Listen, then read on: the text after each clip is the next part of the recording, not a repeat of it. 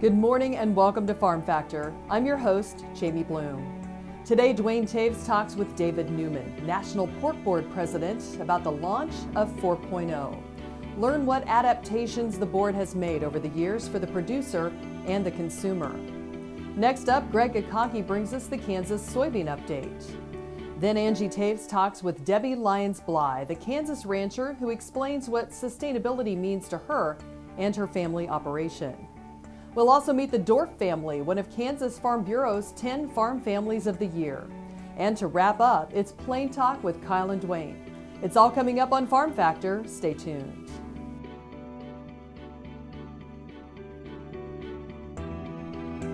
Closed captioning brought to you by Ag Promo Source. Together we grow. Learn more at agpromosource.com. Hello, I'm Dr. Frank Lyons from Kansas Regenerative Medicine Center here in Manhattan, Kansas. Daryl was one of our patients that we did about 7 months ago. I dug trees by hand for years and years and years. In the process, I wore out my rotator cuff. But when I learned about this process, I thought if there's a way to get rid of this pain, then I want to do it. So we did it and it worked. I'm not going to go out and take trees with a shovel anymore, but I can do the things that I want to do now. Well, it's been very gratifying to help people with their painful joints and other entities, and it's been especially gratifying to be able to help people who I know and have worked with and known for many years.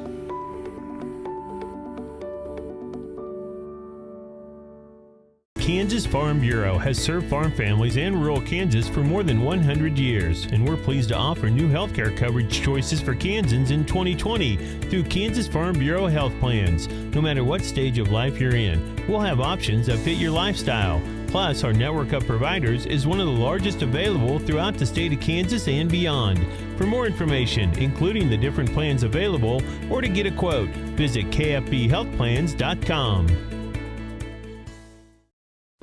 Valley Vet Supply is devoted to providing information and professional quality products at reasonable prices. Valley Vet Supply.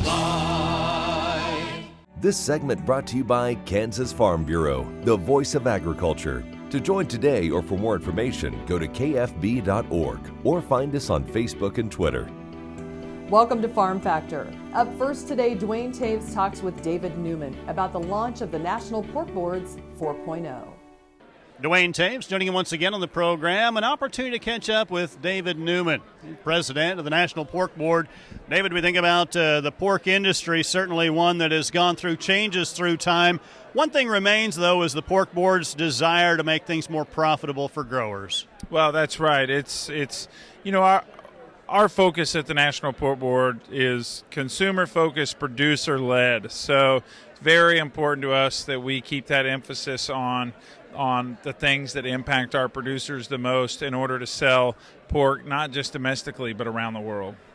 Thinking about the pork board, they're kind of doing a refresh, if you will, and it's brought some excitement back to some of the things that you're doing on the producer and consumer side. Yeah, absolutely. Well, we are engaging in a whole new National Pork Board strategy right now. So we just launched our National Pork Board 4.0 checkoff plan, and that's something that we're engaging in really strong right now in the last quarter of 2019 rolling into 2020. And really what that plan is about is going back to 1986 when the Pork Board was created through the Pork Act and Order. That was 1.0, and we've changed into 2 and 3 and now 4 over time. And it's about adapting to change. It's adapting to our consumers. It's adapting to the fact that we don't raise hogs the way we raised them in 1986. We don't farm the way we did in 1986. And certainly when we look at technology, we are, rapidly advancing in that area. So what we really want to do with 4.0, what we are doing is becoming more nimble, more transparent, and more easily engaged. And what I mean is my job as president of the board is to oversee the responsible allocation of those dollars. But we also need to be able to deploy dollars quickly and get results that have an impact for our producers in a really timely manner. Well, certainly we think about, you'd reference, we don't raise pigs the same we did in 86. The consumer isn't the same consumer we had in 1986, and a different world that we live in, really.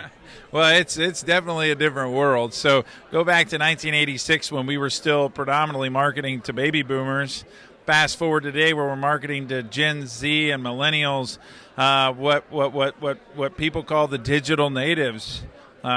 Young people who've never known life without the internet, never known life without a cell phone. So understanding what they want, why they want it, how they want it presented to them, that is going to be critically important because they are the largest growing segment of our population who's spending the money on protein. So it is going to be a fascinating approach in how we move forward. And as we do that, we need to have an understanding that it's going to be the piece that we need to focus on.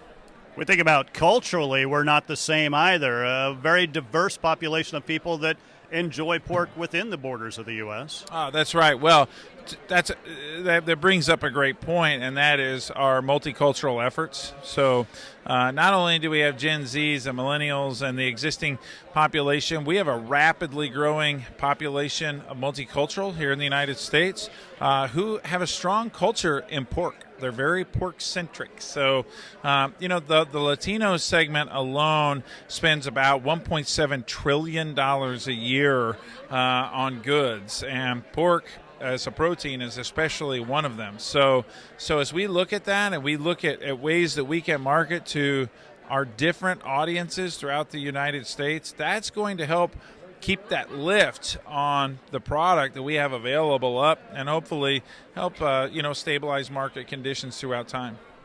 That'll do it for this time around on the program. Jamie, we'll send it back to you. Thanks, Duane. Stay tuned for the Kansas soybean update coming up next here on Farm Factor. Kim Mannering with Hardy Insurance. Today we will talk about umbrella coverage. Did you know that if you're held liable in any type of accident, the judgment can claim your assets? Please give me a call so we can discuss. 316-945-6733. For a few weeks each year, historic Lecompton turns into a living Christmas village as dozens of volunteers, thousands of ornaments, and hundreds of trees come together to transform the territorial Capitol Museum into a Christmas postcard. The spirit of Christmas engulfs the town and all who visit. Merry Christmas from historic Lecompton.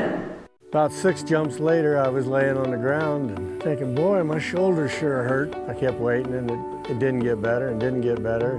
I'd heard about Kansas Regenerative Medicine Center on the radio. Got down there at 8 o'clock in the morning, and by 11:30 the procedure was all over, and it just kept getting better and better. And within 6 weeks, I was back digging post holes and doing the other hard work that I'd been doing before the accident. And I'm really pleased. It's really worked out well for me.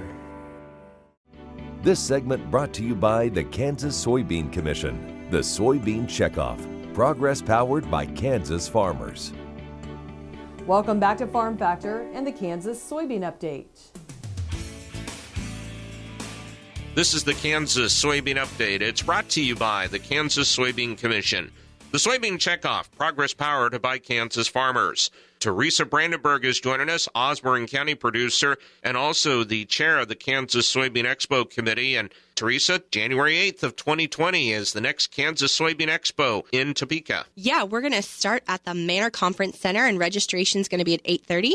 And at 9 o'clock, we're going to get started. And what type of information will we have on the Expo this year? So this year is going to be a great year, packed full of information for our producers. Some of our commission partner updates are going to be from the U.S. Poultry and Egg Export Council and the Animal Agriculture Alliance. We're really looking forward to hearing from them. Some of our K-State Research and Extension folks are going to be talking about managing sudden death syndrome, cover crops for weed management, and we're also going to get a Kansas Farm Finance update. We've got David Shem from the FSA coming in the afternoon to speak to us, which will be a great opportunity to learn from him. And we've invited Kansas Secretary of Ag Mike Beam to speak at the luncheon. And those are just the farmer-focused speakers. That doesn't even mention our keynote speaker this year. Yeah, and you have a great keynote speaker who will be here at this year's Expo. We're really excited to have Leslie Norris Townsend joining us. She's actually a comedian. She has done spots on The Tonight Show with Jay Leno. She's a very funny lady. She actually moved from Hollywood, California to her husband's 100-year-old farm in rural Ohio. So a big part of her comedy talks about the transition to farm life. And it's always important to laugh at those tough situations that we face in farming. This expo also has a chance to honor several of your soybean producers with your award ceremonies. Yeah, we're going to be giving away Meritorious Service, Friend of Soy, all of those things. We're also going to be honoring some yield contest winners, those producers that are really pushing the envelope in pushing those yields every year. So if people want to register for the Kansas Soybean Expo, what's the best way for them to do that? So we actually have a pretty exciting new thing. There is a new Kansas Soybean app that you can download, and you can register right from the app, or you can also go to kansassoybeans.org, or you can register by calling the office. And that will guarantee you seats for the luncheon as well? Yes, you have to be pre-registered to guarantee seat for the luncheon because seating does fill up fast. That also guarantees you an opportunity for prizes. So. And that's for the 2020 Kansas Soybean Expo, January 8th, 2020 at the Manor Conference Center at the Kansas Expo Center in Topeka. Teresa, as always, appreciate you joining us. Thank you very much. Thank you so much. That is Teresa Brandenburg, Osborne County producer and chair of the Kansas Soybean Expo Committee. She joins us on the Kansas Soybean Update. It's brought to you by the Kansas Soybean Commission. The Soybean Checkoff, progress powered by Kansas farmers. Learn more at kansassoybeans.org. For Kansas Soybeans, I'm Greg Akagi. Coming up, Angie Toews talks with Debbie Lyons-Blythe about sustainability on her ranch. Sure Crop Fertilizers was started by my father, Don Sherman, and my mother, Shirley Sherman. Family business that started in the 80s. We predominantly focus on plant nutrients and what we can do to give growers better responses with the fertilizer dollars that they do, and what we can do to make those things work better for that grower. We're based out of Seneca, Kansas. We work with growers in their soil analysis to figure out what they need, and then we can put those in a blend that gives them the best results, and so that we can deliver that direct to their farm so that they have those nutrients where they need them, when they need them, and so that they can apply them in a manner that's very efficient to them and works well in their planting systems and what they're doing. Sure Crop Fertilizers has been around for a long time. We always say we're big enough to take care of everything you need, but we're small enough to do it quickly. You can get a hold of us at 1-800-635-4743. Our website is surecropfertilizers.com, and you can always email me at Corey@surecropfertilizers.com, and with any questions you have, we'll be glad to answer and work with you. The Kansas Wheat Innovation Center in Manhattan is rediscovering ways to get improved varieties and new genetics in the hands of farmers faster. Grower-led and checkoff-funded research initiatives are bringing about positive change. This grassroots leadership provides a strong voice in Topeka and Washington, D.C. Now is the time to partner with Kansas Wheat in moving wheat forward. Kansas Wheat Commission and Kansas Association of Wheat Growers. Farmers investing in their future and yours. Log on to rediscoverwheat.org. This segment brought to you by Sure Crop, liquid crop nutrition delivered right to your farm. We're back, and Angie Toews is with Debbie Lyons-Blythe, the Kansas rancher, talking about sustainability. I'm talking with Debbie Lyons-Blythe. She's a rancher with Blythe Farms and also on the U.S. Roundtable for beef. And we are talking today about sustainability, and what does that mean from a producer's point of view? Yeah, so sustainability, I think everybody has their own definition, right?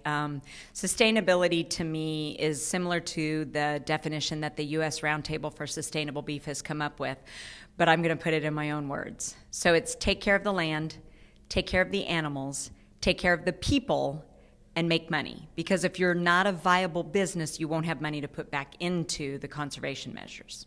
The round table is a true round table. It's made up of all the different segments in the beef industry. So the bulk of the members are cattle producers and cattle producer member organizations.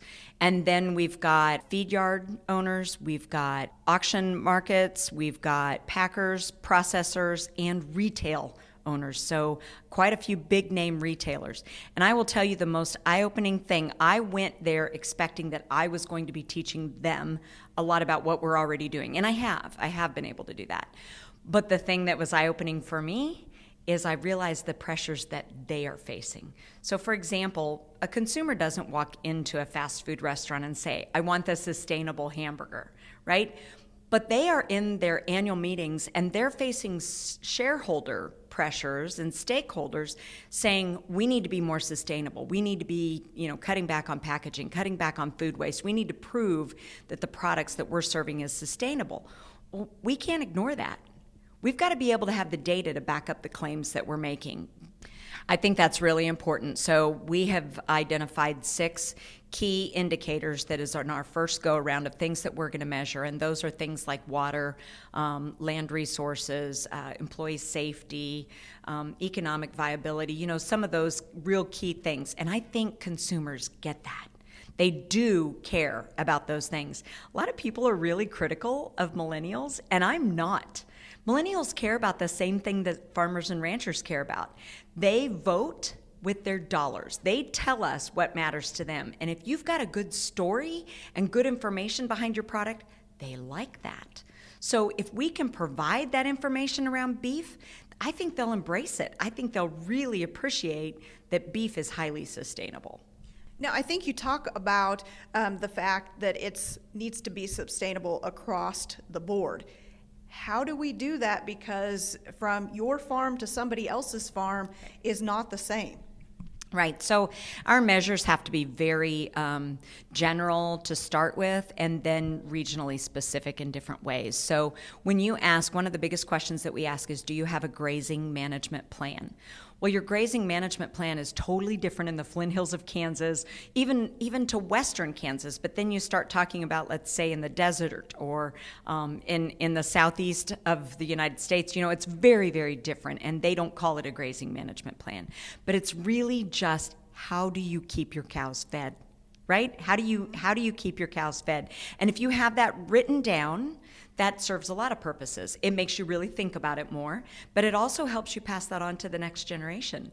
One of the ways when we talked about a grazing management plan and do we have it, I was able to say yes because my son is trying to take over the ranch. And we are very supportive, but he doesn't know everything we know. And so our goal is to be able to have things written down so that he can go back and look at it and say, why did we do that this year? And he can then look ahead and try to make some decisions for the future. So a grazing management plan is a great way to be very general in the total overview. Do you have one? And here's the key things that should be included in one, but not so regionally and geographically specific that people can adapt it to the way they want to do it. And remember, this is all voluntary. There is no mandatory. Part of the goal with the roundtable is that we are actually keeping the government from placing measures on us. We are showing them that we are doing a great job. So we don't want any more arbitrary regulatory measures put on us. So we're doing the work to show that we're already working hard on it. So right now, if you are interested in looking into what is sustainability in the beef value chain, and would you be interested in taking a couple of quizzes to see whether you or your operation would meet the measures that we have created for sustainability, you can go to a website. It's beefsustainability.us. There are a couple of places that you can click on. First of all, everything we've worked on is on that site. So you can see absolutely everything that we've agreed that we're going to measure and how we're measuring it and everything. But then you can take an anonymous quiz, and it's just answering like 18 questions, and it will then give you a measure, not to say you are sustainable or you are not, but here's what you are good at, and here's what you're not as good at. Keeping in mind those 6 key indicators, there are questions about each one of those. So it's really a great opportunity to just introduce yourself into the term sustainability and realize that they're really just best management practices on a ranch. Thanks, Angie. Come back after the break for this week's Kansas Farm Bureau update. What if U.S. soybean meal were more than a commodity? If seed companies and the soybean checkoff built a better variety? That future is here. The time is now. To meet end-user demands, the soybean checkoff is investing in the compositional quality of soybeans, including meal. A message from the Kansas Soybean Commission, the Soybean Checkoff, progress powered by Kansas farmers. Kansas Corn reminds you that E15 fuel is the right choice for every kind of driver. For the car enthusiast, E15 has higher octane. For the thrifty driver, E15 is priced lower than regular unleaded. For the nature lover, E15 provides cleaner air. For the shopper who buys local, E15 has more ethanol from our Kansas corn farms. Choose E15 for a higher octane, lower price, cleaner American fuel. Message from the Kansas Corn Commission. Learn more at kscorn.com. This segment brought to you by Kansas Farm Bureau, the voice of agriculture. To join today or for more information, go to kfb.org or find us on Facebook and Twitter. Welcome back to Farm Factor and the Kansas Farm Bureau Update. Kermit and Connie Dorf are a fourth-generation farm family in Saline County. They have a diversified farm consisting of a cow-calf operation with both dry land and irrigated cropland. They also raise wheat, milo, soybeans, and alfalfa. Connie and Kermit are active in Farm Bureau, serving in many positions on the Saline County Board. Connie has served a 3-year term on the State Farm Bureau Membership and Promotion Committee. Currently, she serves on the Soybean and Oils Ag Advisory Committee. Both Connie and Kermit have attended numerous annual state meetings. The couple are lifelong members of the Assyria Lutheran Church and serve on many other community boards, such as the Saline County Conservation Board, Smoky Valley Irrigation Board, and the Kansas Bankers Association. Connie and Kermit believe that educating those not involved in the agricultural industry through Kansas Farm Bureau is vital in keeping family farms operable and will help to continue their mission. Stay with us. We'll be back after the break with Plain Talk. Kansans have a new choice for Medicare supplement insurance plans. With Medicare supplement insurance plans from Kansas Farm Bureau, you have access to 4 levels of coverage, affordable rates, and service from an organization that's served Kansans for more than 100 years. For more information on Kansas Farm Bureau Medicare supplement plans, including rates and to apply, visit kfbhealthplans.com.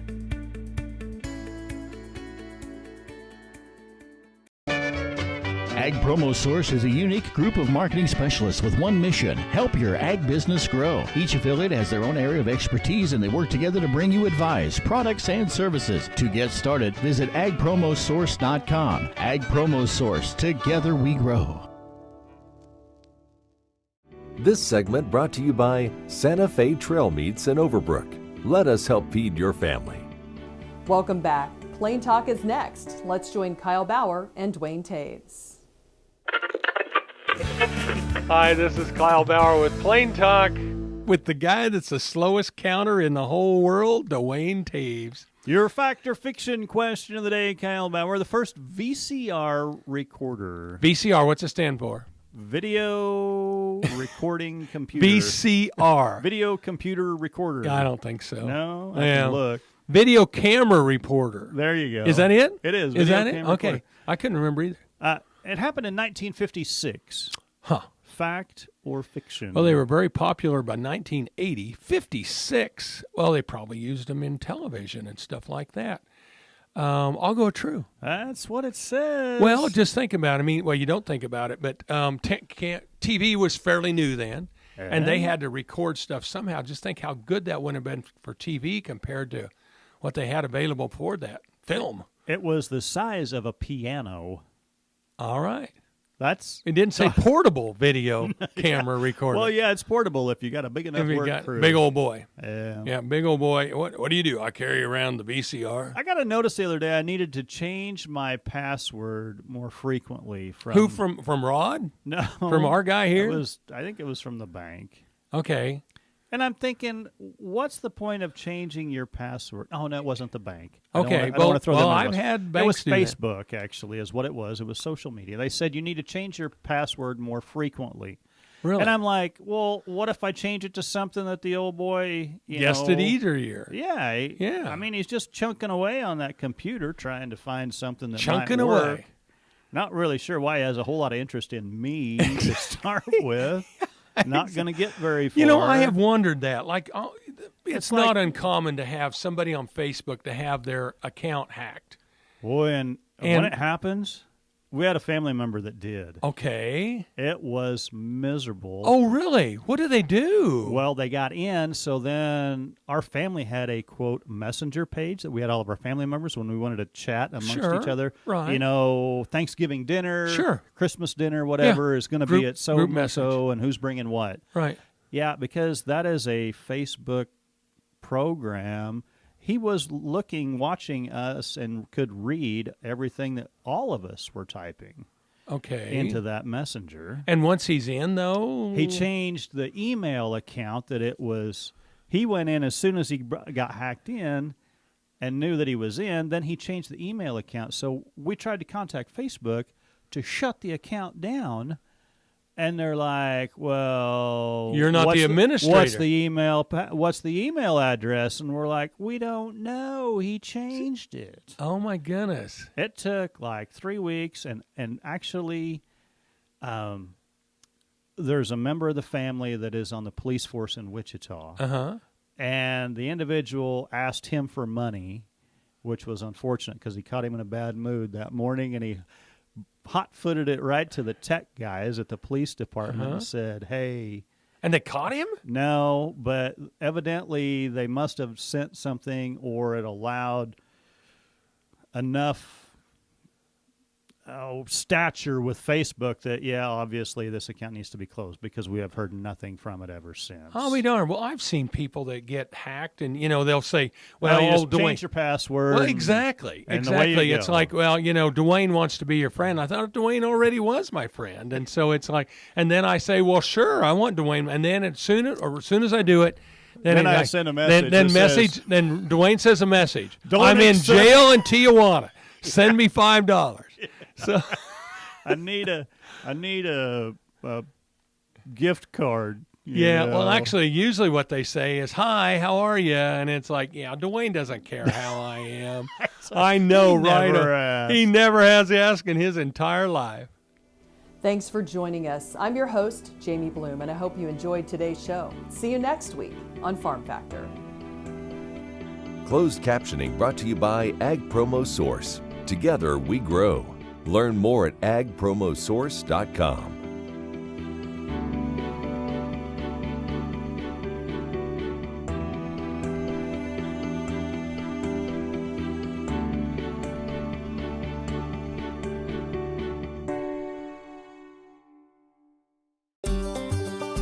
Welcome to the Western Kansas Wildlife Travel Center, right here in my hometown of Oakley, Kansas. We're the front door of Western Kansas, located on 3 main highways, I-70, US 83, and US 40. And all those roads lead to history, beautiful scenery, and adventure, no matter which direction you go. We now have an IHOP. That brand that you've trusted up and down the road in all your travels is staffed with local folks, real people, just like you and me, and we're waiting on you to join us. So for fun, adventure, fuel up, fuel your body, and let's have some fun.